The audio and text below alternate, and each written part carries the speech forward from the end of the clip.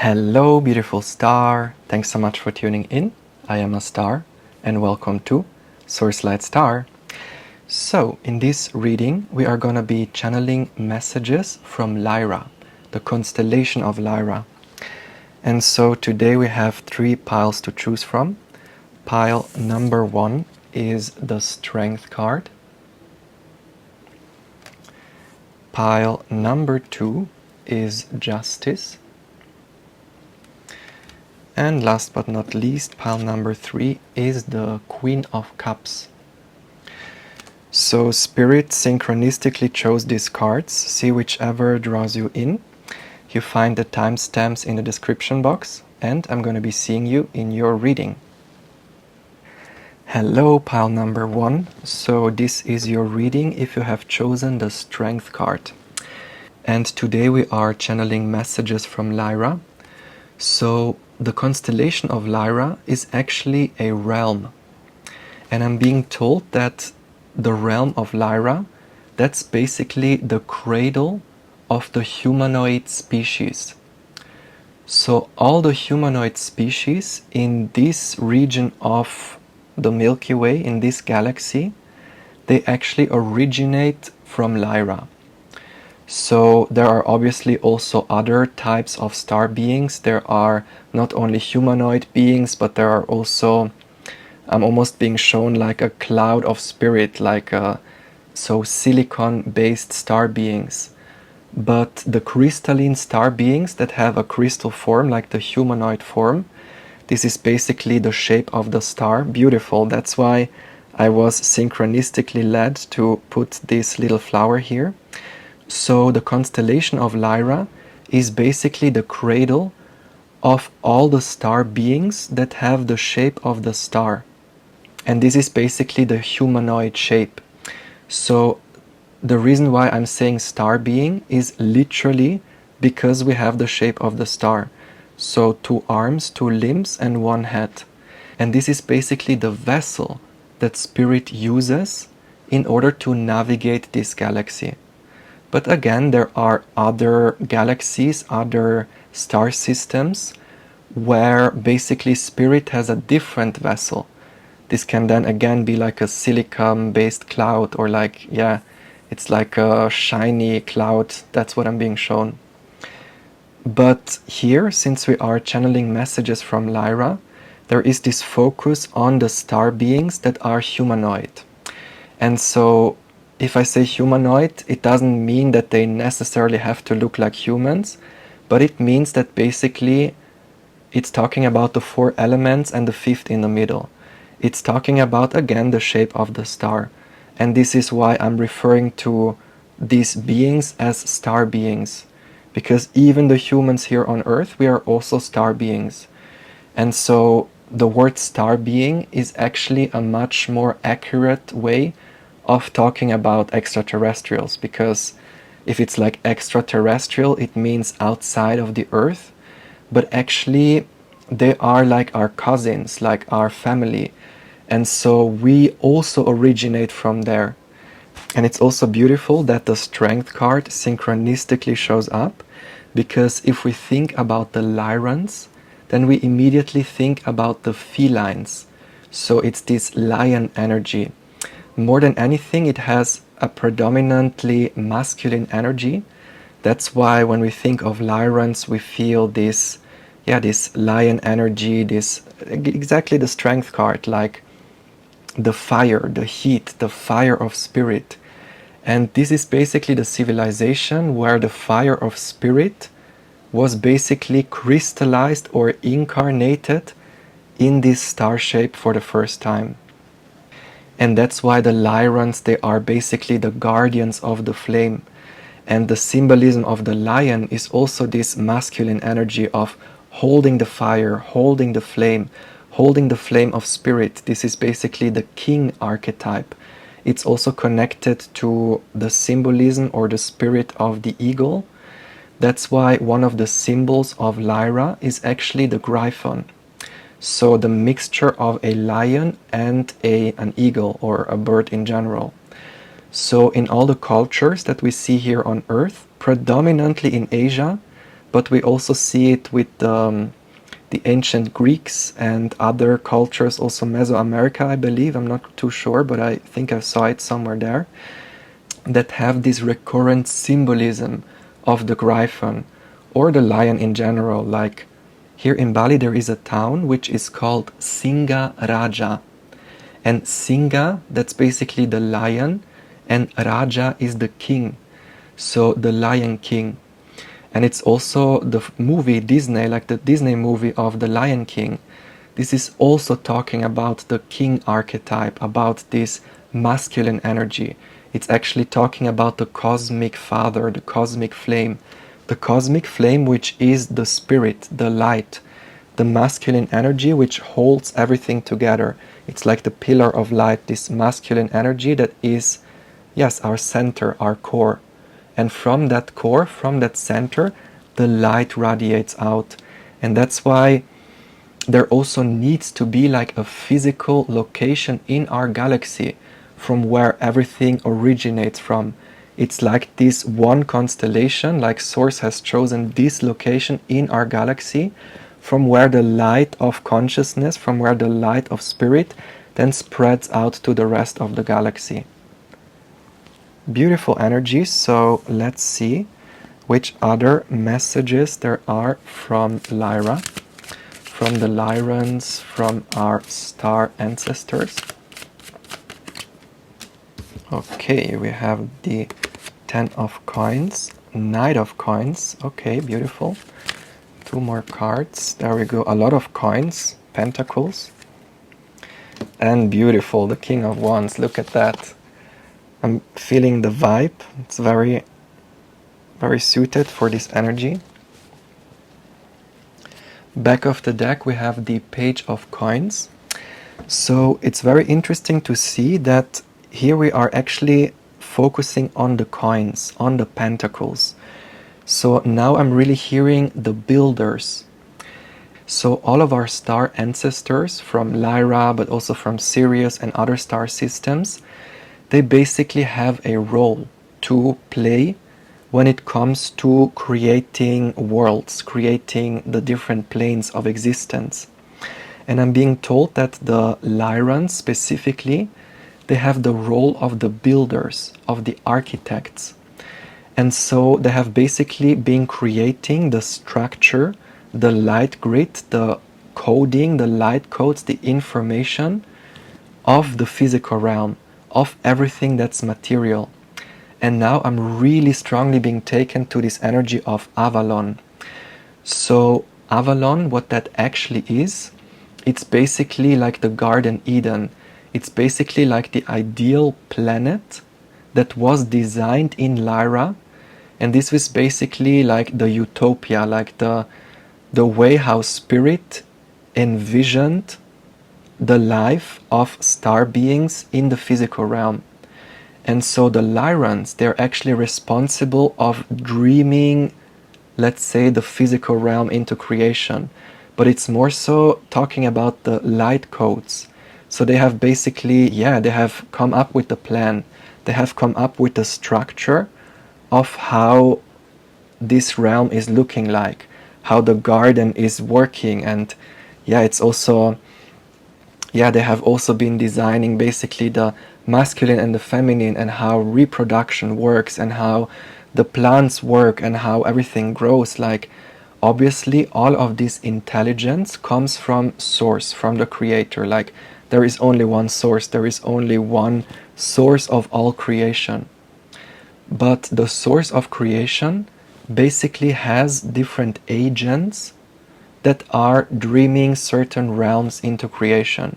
So it's basically this one source, this one light that splits into many different fractalizations, many different rays, many different star beings.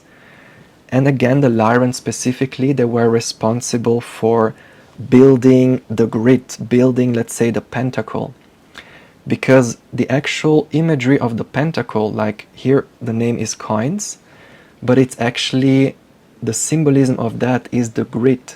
So the pentacle, the star, that's basically the structure. So the Lyrans basically had access to this infinite light of spirit and then they took it and they were limiting it in a certain way. So it's almost like taking a ray of light and then shaping it like a pentacle, shaping it like a star so that it can have form. And this is actually the masculine energy.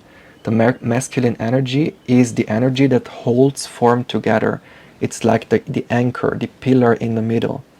And again, the Lyrans, they were basically shaping all the forms, all the patterns, all the coding. So the Lyran star beings, they were responsible to, imagine the shape of the plants, the shapes of the trees, and the shapes of all the shapes in nature, basically. But again, these spirits, these star beings, they were agents of Source. But there are different locations in the galaxy, different constellations that are basically responsible for different tasks. And now I'm being taken to the Arcturians, for example. So the Arcturians, they were more responsible for the blood, the water.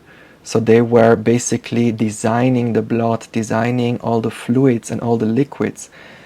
And this is more like a feminine energy. But here again, we're talking about this very masculine energy of creating the shapes, creating the forms, creating, also with the 10 numbers, 10 of coins, 10 of pentacles, basically the coding of how numbers are creating shapes into being. And this was actually a very long process. So their work is still ongoing, because with the Knight of Pentacles, it's always an energy of progressing, putting in the work, and it's like this continuous also striving or like putting in the effort. So there is this message that the work of creation, the experiment of creation, is still ongoing. So it's not really finished, it's a continuous process. And there is always adding and perfecting, and it's basically experimenting with how to express the light of Source. And through this experimentation, we are actually rediscovering our King of Wands. This aspect, this soul aspect that lies at the core of our heart. This is basically the soul spark. This is like the spirit fire, the spirit flame. And so again, if we connect with the Lyrans, they can teach us about the flame. They can teach us about our own inner king. So we are all kings and queens. We are all the divine masculine and the divine feminine. When I say I am the king, or I am the top of the pyramid, this is me talking about that divine essence at the core of my heart. So a true king is actually governing from that place of consciousness, that we are the soul. A true royal, a true king, basically is governing from the state of consciousness that we are all kings, that we are all source, that we are all divine beings. But then again, through the course of evolution and through the course of the unfoldment of humanity and different planets in this galaxy, this power was basically distorted. So now, especially here in this realm, but also on other planets, we see governance through force. Governance through like being on top of the pyramid and everyone is below. Like there is something about the abusing of power. And so the reason why we say that Source gives us the divine right to govern, like Source gives us the right to be a king, this is basically the symbol of Source giving us the divine light to be a creator being. So we all hold the flame. We all hold this royal energy at the core of our heart. And the Lyrans, they're actually helping us to reclaim that flame, to reclaim our sovereignty, but in a balanced way, where we are not standing above others, but we are basically governing from this place where we understand that we are all divine kings, that we are all divine creatures. And this is what a true leader is, a true ruler. A true ruler does not say, I am above everyone and everyone else is below. A true ruler does not sit on the throne and lets everyone else do the work. A true leader is someone who leads by example, who holds the divine flame in their hand and inspires others to do the same. It's about empowering the collective, about supporting the collective. This is what a true royal is. And so the Lyrans are really supporting us and helping us right now to reclaim our sovereignty, to reclaim our divine right to be a sovereign, to be a king, to be this divine spirit, the fire. It's the rekindling of the fire, the rekindling of the flame. Beautiful energy. So this was your message from the Lyrans for today. I really hope you resonated with the messages. Please let me know if you did. And I'm also offering personal readings and healing sessions, so you find all the information on my website below. And thanks so much for watching again. I hope to see you in the next video. Bye bye, much love. Hello, pile number 2. So this is your reading if you have chosen the Justice card. And again, today we are channeling messages from the constellation of Lyra, from the realm of Lyra. And here I'm really being taken to this cube and the sphere. And the justice, the spirit of justice, basically holding the balance between the two. The square is the representation of the physical realm. It's the representation of everything that has form. And so we are the spirit in the middle. We are the light in the middle. And that's basically the sphere. And so the spirit of justice, which is actually in ancient Egypt, this is Ma'at. For the Greeks, it's Athena. She is actually making sure that all the balance and the harmony is being maintained in the cosmos. And the Lyrans, they are actually the guardians of harmony. They are the guardians of the order. They are the guardians of the flame.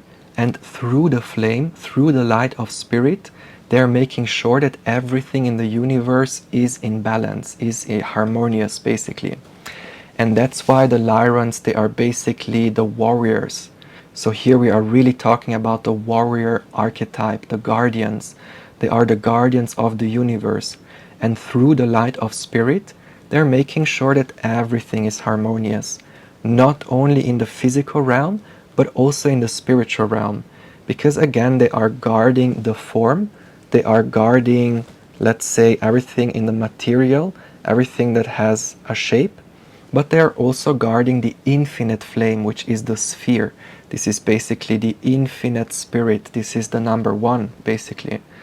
And it's very beautiful that if we take the number 1 and put a square around it, if we take the infinite spirit of oneness, which is the eye of consciousness, the witnessing eye, the eye of source, basically, and we put the square around it, the number 8, the infinity symbol, then we basically have the experience of creation.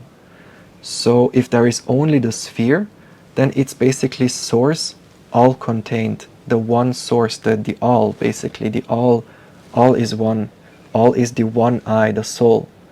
But then if there is only the soul, only the one, only the center, then there is no experience. There is like everything is contained within itself. It's all knowing, all being, all presence. And then when we put the square around it, the 8 cardinal directions, then we have an experience. And together the 1 and the 8 is creating 9. And that's why the number 9 is actually the highest number of creation. There is no higher natural number than 9. 9 is the absolute. 9 is everything. But 9 is also nothing at the same time. Because if we add up all the numbers with 9, it basically deletes itself. Like I can't find the words to describe it, but I will basically show it to you so you know what I'm talking about. So if we add 9 to any number, it basically deletes itself. So that's why number 9 is everything and nothing. That's why we are actually the one in the center, the one that is the witnessing consciousness, but also all of creation around it. But at the same time, all of creation around it, it's not really like it appears to be. And you might have heard me saying in other videos like that basically the physical realm is an illusion, or that everything is a hologram. And I've heard some subscribers saying that it's spiritual bypassing, and I challenge you that it's not. So if we say that all of creation is an illusion, or that everything in creation is like a hologram, this is not spiritual bypassing. Like, we're not saying that it's not real. We're basically saying that this is the Maya. So this is basically like the spiral of spirit, the spiral of number 9, that emerges from the center, and it's being created as creation, like the spiral of spirit, the unfolding of evolution, the evolution of spirit. But then again, this spiraling from the center, this is basically, yeah, it's like a sphere. It comes from the one and it goes back to the one. So we start with the one and we end with the one. We start with spirit and we end with spirit. And that's why everything which is not the one, it's not real. Like, we're not saying that the universe is not real in that sense. Obviously, there is the experience of creation. There is the good and the bad, the light and the dark. And so if we say that creation is an illusion, that's not spiritual bypassing or nihilism. This is actually talking about, again, the Maya. So in Vedic tradition, in the Vedic philosophy, this is actually the veil of illusion. So everything in creation is basically like a vessel that the infinite light of spirit, the infinite sphere, the infinite oneness chooses to inhabit in order to have an experience, in order to evolve towards the spiral of life, like within the spiral of life, as the spiral of life. And so obviously there is an experience, obviously there is evolution, but it only appears to be. And this is basically this illusion or the hologram. So if we say that creation is like a hologram, or like the Maya is the illusion, then again it's not spiritual bypassing, but it's a matter of perspective. So if we look at creation from a human perspective, then obviously our experience is very real. We have the experience of duality, of good and bad, light and dark, up and down, above and below, spiritual and physical, the material and the immaterial, the visible and the invisible. But again, what unites this duality is the third point in the middle, is the top of the pyramid, which is actually the center, the core, the point in the middle, from where everything emerges from.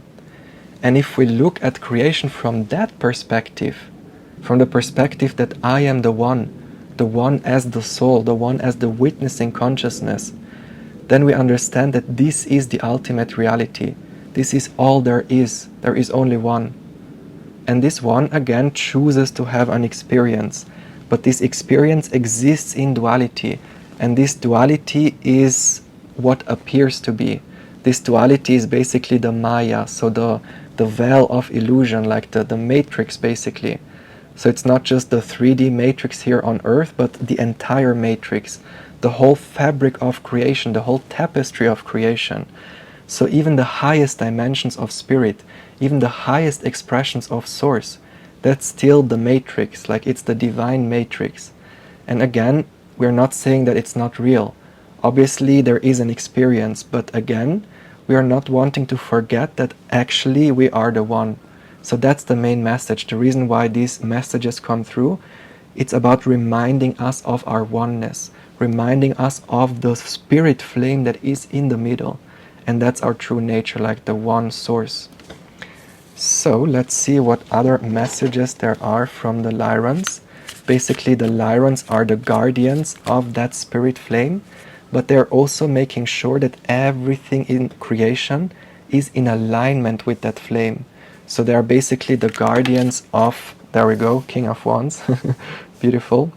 They are the guardians, the kings, that are making sure that unity consciousness is the state of consciousness that is governing this realm, that is governing the galaxy, basically. So they're actually, yes, they are the spirit beings, the star beings, which are the warriors of truth. They are basically dispelling all of the illusions. They are basically making sure that, that truth is being upheld, basically. And that's why they are the guardians, the warriors. And that's why, again, it's this very masculine energy with the King of Wands. Okay, we have Judgment. Back of the deck, we have the Six of Cups. So, okay, Justice, King of Wands, Two of Cups, Page of Wands, and Judgment. And so with the Two of Cups centering the reading, here I'm actually being taken to this night sky. And there is a message of understanding that these spirit beings, these star beings from Lyra, they're again like our cosmic relatives. They are like our cousins. So every time we look at the stars, every time we observe the night sky, this is actually how we remember our source. That's why when we look at the night sky, we're being inspired, we're like in awe, and we're like, wow, look at the infinite mystery, look at all the stars, look at all these possibilities. The reason why we feel this sense of awe, this sense of wonder, is because on some level we understand that we are all of that. Even if our human mind is not able to comprehend it consciously, but subconsciously we are being reminded at the true nature of our being, that we are actually all the stars, all the rays, all the manifestations of spirit. And we understand that when we are connected to the One, when we are connected to the spirit flame, the fire in the middle, when we are the torch bearer, the light bearer. If I understand that I am the light, I am the core, I am the pillar in the middle, from that perspective, I'm able to then tune into all the manifestations of light. And that's why we are then able to channel specific star beings, or we are able to tune into higher dimensions and communicate with star beings. And the thing that enables us is our connection with the source, with the One, with unity consciousness, basically. Because if we try to approach higher dimensions from a physical perspective, then there is limitation. Then it's like so far away. I'm here on Earth and the star beings are light years away. How could I possibly connect with these beings? But it's not about physical distance. It's actually about going inward, tuning inward, understanding that I am the light, and because I know that I am the light of consciousness, I'm able to connect with all the expressions of consciousness, all the manifestations of consciousness. And this is our true power, this is our true strength. The royal energy, this holding of the flame, is the realization that we are the flame.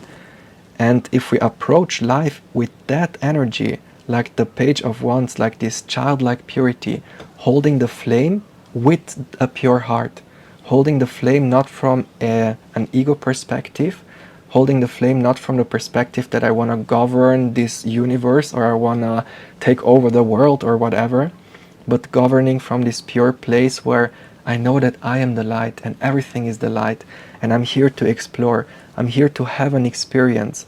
And there is again nothing wrong with having this experience of duality. This experience of duality is something beautiful, it's something magical. We want to see it as the wonder, see it as the mystery. So when we operate from this oneness consciousness, then the experience of creation is much more beautiful, because then we see it as something magical, as something mysterious, something mystical. And as long as there is the experience of anything, the mystery will always be there.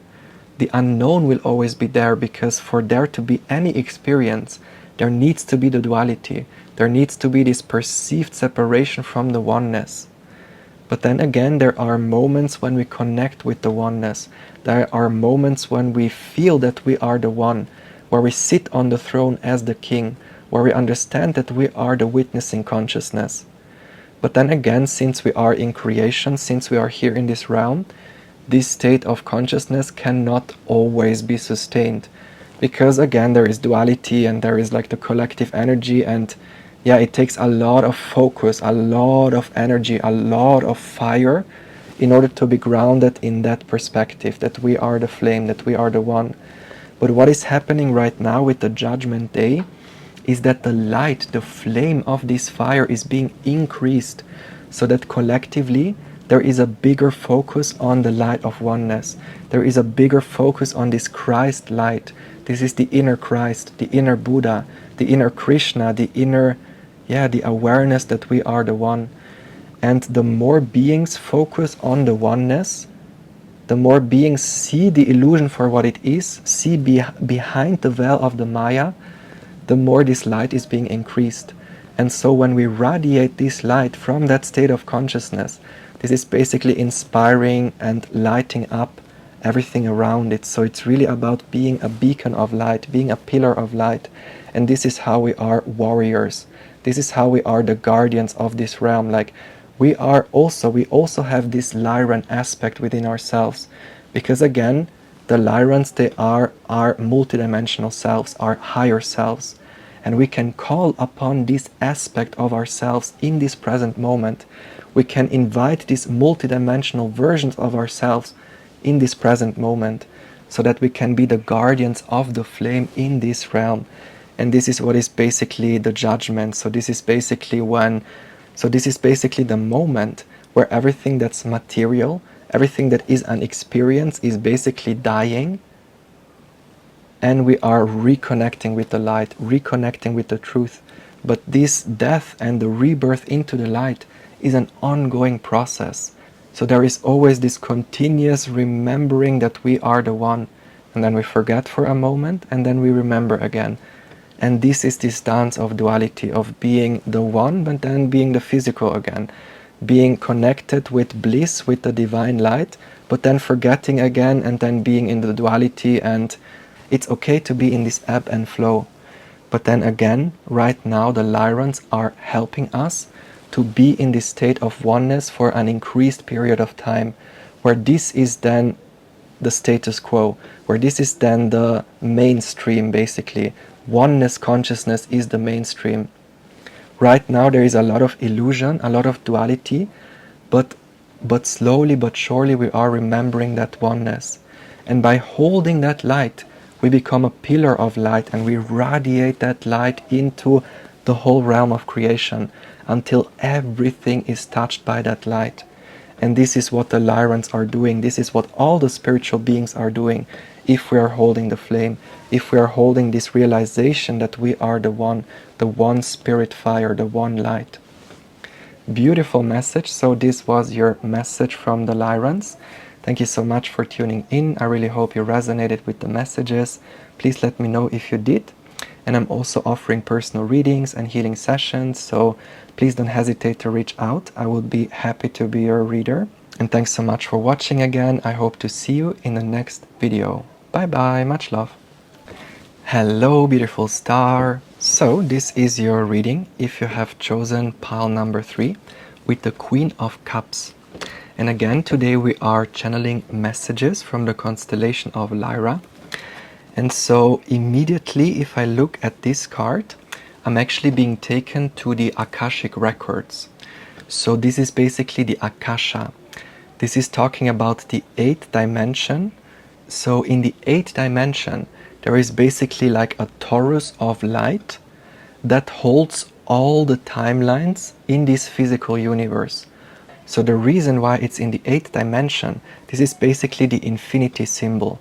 This is basically, all the expressions of light, all the timelines, all the lives, all the thoughts that have ever been thought, all the lives that have ever been lived in this universe. They're basically stored in the Akashic field, which is existing in the 8th dimension.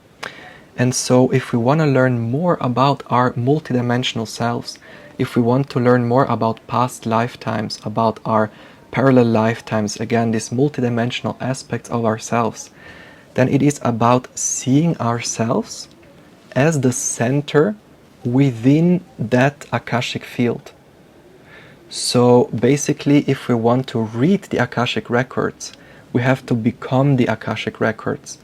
So we are not seeing ourselves as a human being who is sitting here and meditating, trying to connect with past lifetimes, but we actually shift the perspective from being this human into being like a slice, like a timeline within this energetic field, within this compendium of energy. And this is how we are able to read the Akashic records. Again, we have to become the Akashic records. So in order to channel from the Akashic records, our soul star chakra needs to be activated. It needs to be open. And so when our soul star is open, this is actually when we have moved beyond physicality. The 7 chakras, from the root to the crown, they are connected to the physical body. And the soul star chakra, which is actually the 8th or the 9th chakra, it depends how we look, like the earth star and the soul star, when these two are active, this is basically what allows us to move beyond physicality. So the earth star and the soul star, they are basically connected with our astral body. And when these two are active, then we can use the astral body to then travel to the Akashic field, and from there channel information from higher dimensions, channel again these parallel lifetimes and connect with star beings. And the reason why both the earth star and the soul star have to be active is so that we can open up to our soul, open up to our soul's history, to the immaterial with the soul star, but then also be able to ground this information into the earth with the earth star. And that's why both have to be active. So the 8th and the 9th chakra, they actually come together, like they exist as a unity in a way. Because if only the soul star would be active, then we could not really ground this information and make sense of it in our physical terms. So that's why both have to be active. So not only the Lyrans, but our parallel lifetimes and our multidimensional selves in general are coming through to teach us how to connect with these higher aspects of our being. It happens through the Akashic field. And it's very interesting because everything that happens in a reading is part of the reading. So I'm hearing voices in the background, I'm hearing my neighbors talking again. and so I'm distracted a little bit. And so the mastery, in order to activate our soul star chakra and in order to channel parallel lifetimes, is actually holding the focus, holding our ground, even if there are distractions, even if there is noise, even if there are thoughts. Because we are only able to channel information from the Akashic field if we have mastered this dance of not allowing thoughts to interfere, not allowing the noise to interfere. Because if there is interference of thoughts, interference of the physical, of the creation, then we are not able to tap in fully. Because if we are still attached to the physical realm, if we are still bothered by the noise in the physical realm, and we're not able to focus on the light, on the infinite, then we're not really able to tap all the way in. And so the way of channeling information from the Akashic field is actually like we have to be able to meditate. We have to be able to hold the center, hold the focus, even if thoughts arise, to still hold the center, still hold our center, still hold the focus. And thoughts obviously will arise, because even if we are masters at meditation, sooner or later a thought is going to come in. Sooner or later there is a ripple of a thought wave, of an emotion, of a vibration, of a sound. And so the mastery, it's really about cancelling out all the noise, all the distractions, and to really hold our focus, to really focus on the immaterial, on the invisible. But then again, the challenge is to then be receptive at the same time, because on some level we have to hold the focus, but we also have to surrender in order to allow information to come in. So it's like a real skill. Not everyone has the ability to do that. Inherently, we all have the ability, obviously, but this is something that needs to be trained. So if we go to the gym, for example, and we try to lift very heavy weights, then it's not possible from the beginning. We first have to train, we first have to get used to the weightlifting, and then sooner or later we can lift the very heavy weights. And that's the same with channeling the Akashic records, or channeling in general. It's like a spiritual muscle that needs to be trained, and the more we do it, the easier it gets. But again, it's something that we need to commit to. It's something like a muscle that has to be trained. And the more we train it, the easier it gets for us to connect to the Akashic field. And the more we remember our past lifetimes, our parallel lifetimes. And then again, this is not about escaping this reality. It's not about transcending or like moving towards the ethers, but it's about taking this information, the light of parallel lifetimes and past lifetimes, and grounding it here into the earth. It's really about enriching our life, not about escaping from it. So the intention of remembering past lifetimes should be to enrich our presence here on earth. And funnily enough, now there are no distractions anymore, or like there are still voices, but I'm not distracted by it as much. So sometimes we have to train to hold the focus, be in the channel, even if there is noise. Okay, let's see, we have the Knight of Coins. This is so funny, like the very similar cards keep on showing up. So there is definitely a recurrent theme. No way, look at this, this is literally the same cards. And you see me shuffling right now. What? Look, this is crazy, look at that. Did you see, like it just fell out. It's, wow, I love Spirit, amazing. Like literally we had very similar cards in all the three piles. And this is the magic. It's really about understanding that there are no coincidences. You saw me shuffling the cards and still exactly the same cards showed up. These were present in all the three piles basically. And so again, the main message here is that there are no coincidences.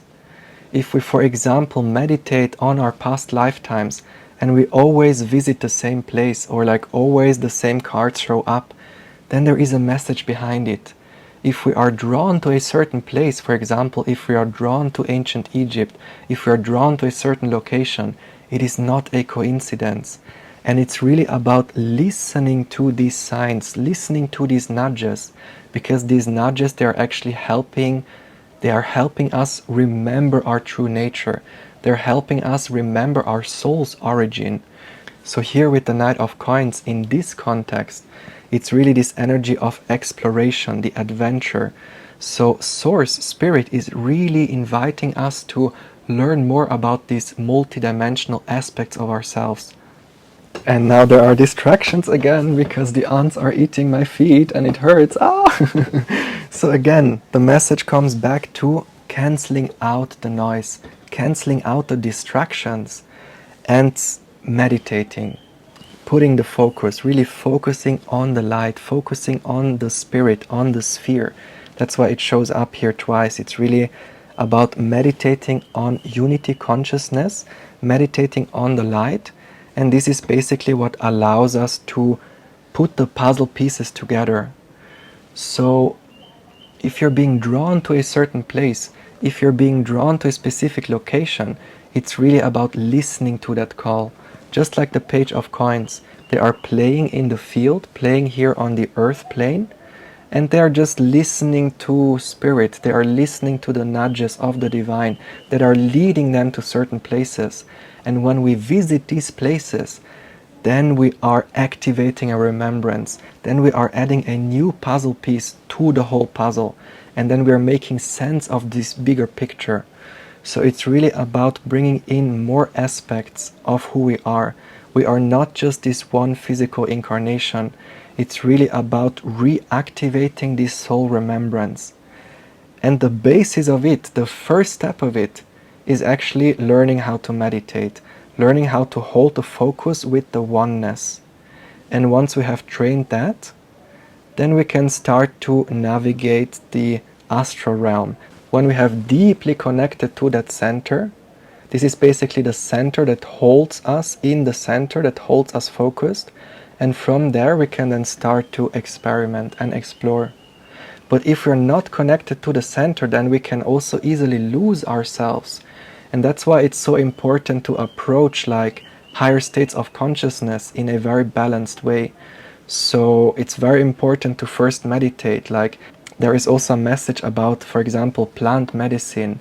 Like so many people, they are basically chasing these highs or these transcendental experiences without first connecting to the center, without first having this strong pillar of light in the middle. And if we open up all the doors without first grounding ourselves, then this can actually create a lot of confusion, because then we open up to the higher realms, we open up to these infinite manifestations of spirit, but then we're not really able to integrate it. And that's why it's so important, like before we chase highs with plant medicine or like any substance, it's very important to first have a meditation practice, to first ground ourselves. And actually it's also about knowing that we don't need to ingest plant medicine in order to have transcendental experiences. Actually, the deepest experiences, the most intense and the most enlightening experiences, they come from being present in meditation. And then obviously sometimes certain plant spirits, they can help us, but we don't need to connect with these spirits. We are connected to the spirit of the oneness at all time. We are connected to the infinite spirit at all times. And so there is also this message of not abusing the higher realms, not abusing this spiritual information, because if we are opening the door to the higher realms without a pure intention, then this can actually create a lot of destruction. So if we are wanting to open the gates to the higher realms, it's very, very important to be connected to the center, connected to the oneness. And this is what keeps us sane. This is what keeps us in alignment, so that we're able to ground all this information and make sense of it in a balanced way. And so right now, with these solar flares, this increase of light, it is almost like an induced psychedelic experience. It is almost like an induced high, because our vibration is being heightened, and through this heightened vibration, this heightened awareness, we are then able to connect to a higher expression of spirit. And that's why very often when there is a lot of solar flares, a lot of Schumann resonance, like a lot of intensity, we might start to get dizzy, or there is also this feeling of the lights are brighter, everything feels sharper, everything feels more crisp and more clear. This is basically because our senses are heightened. We are more open to spirit. We are allowing more light to flow into our vessel. And this increase of the light, this increase of the spirit energy, is then helping us remember our multidimensional selves, like all the parallel lifetimes. It's not just the parallel lifetimes here on Earth, but also the parallel lifetimes of the other stars, like other planets, other manifestations of spirit. And it is so important to ground this information here on Earth. That's why there is the focus on the Pentacles. So it's again this message of not chasing transcendental experiences in order to escape, but it's about opening a gateway to the higher realms in order to enrich our life here on Earth. It's really about grounding in this information, grounding in this light, so that we can explore more of who we are, so that we can put the puzzle pieces together and answer the unanswered questions, the questions of our origin, like where do we come from, what is the history of humanity, the history of humanity not just here on Earth, but the history of humanoid creatures. If you come from pile number 1, Lyra is the cradle of the humanoid creatures. And if we never learn about Lyra, if we never learn about the cradle of humanity, then of course something is always missing, because then we don't really know where we come from. And if we don't know where we come from, we don't really know who we are. And if we don't know who we are, we also don't really know where we are going. So it's really important to learn about these multidimensional aspects of ourselves, because if we never connect to the higher dimensions, then there is always a piece of the puzzle missing, and we will never feel fully complete if we don't really know our origins, if we don't really know who we are. So right now, we as humanity, we are remembering our cosmic origins, and it all starts by connecting to the One. It all starts by being the one in the center, having this firm foundation, a very strong pillar of light. And from there we can explore the infinite waters of the ether, the infinite waters of the Akasha. If I say waters, that's life force energy. Life force energy can be visible, but it can also be invisible. And the invisible waters, the Akasha, the ethers, That's basically where all the information of the whole cosmos is stored. This is basically the tapestry of life, the web of life that connects everything in the universe together. And that's why if we connect to the center, then we have the ability to channel our parallel lifetimes, channel the Lyrans, channel these different manifestations of spirit, and then ultimately integrating it back into this present, into the one. And this is how the light is being increased. And this is actually what the Lyrans are doing right now. They are playing a crucial role in increasing the light. I'm being made to feel they are almost triggering the solar flares. They are really charging these light codes. Actually, they are encoding these light codes into the sun, and then the sun has these outbursts of energy, these outbursts of light codes that are triggering the activation of our DNA. And then when our DNA is active, we remember more of our multidimensional self. So there is also this message of connecting with the elements, connecting with the water, the air, and the earth, and the fire. This is also about sun gazing, consciously allowing these light codes to flow into our vessel.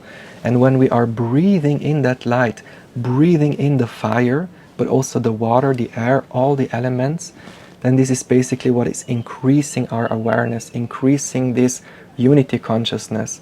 And then from there we can expand out. It's really beautiful because at the beginning I only noticed this first sphere, but now since we are talking about this expansion, I'm noticing that there is another sphere.